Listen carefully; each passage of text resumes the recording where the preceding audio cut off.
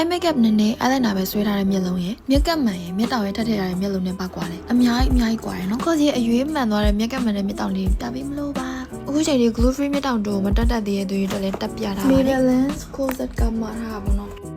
မျက်ကပ်မှန်ဘူးလေးတစ်ဘူးရဲ့ပြီးတော့မျက်တောင်တို့နှစ်ခုမျက်ကပ်မှန်လေးနှစ်ခုပါတယ်ပေါ့နော်ညက်ကလေးတစ်ခုလည်းပါသေးရဲ့ပြီးတော့အိုးအယောင်လေးတစ်ချက်ရှိုးမျက်ကပ်မှန်ဘူးထဲမှာကြာလူလေးပါတယ်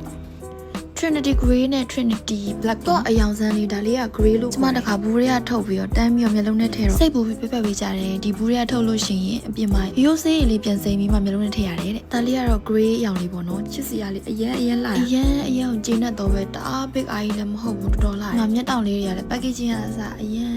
မှတေးတက်ကမှန် Grey အယောင်လေးကဒီဟာနဲ့လိုက်မယ်ထင်လို့ဒါလေးတက်မယ်နော် Glue free မတက်ခင်လဲမျက်တောင်နည်းနည်းလေးကော့ပေးထားတယ်ပြီးမှန်အောင်အပေါ်ကနေမကြည့်ပါနဲ့အောက်ကနေလိုလေးကြည့်ပြီးတော့တက်ပါနော်ဆိုတော့ကင်မရာနဲ့ပါမြင်အောင်မော့ပြီးတက်နေရမျက်တောင်ရဲ့အောက်ကနေတက်ပေးရပါတယ်မျက်လုံးအပြင်ဘက်တောင်းဆုံးဟာတော့အပေါ်မှာတက်လဲရတယ်ပေါ်ချင်လို့ရှိရင်လေတအားလာတော့ပဲတခြားစီပဲတက်ထားတဲ့ဘက်နဲ့မတက်ထားတဲ့ဘက်နဲ့ကြည့်ရောမေကပ်မှန်မပါလဲမျက်တောင်လေးပဲတက်ထားလဲလာတယ်ဒါလေးက Trinity Black တဲ့ဒါပေမဲ့ cos မျက်လုံးထဲမှာအပြာနည်းနည်းလေးဖောက်တယ်ပေါ့နော်အစအဆုံးဒီ Grey ကို cos က Black တင်တာအယောင်တော်တော်ဆန်းလေးတွေပေါ့နော်ကဲပြီးတော့ Black လေးကိုတက်မယ်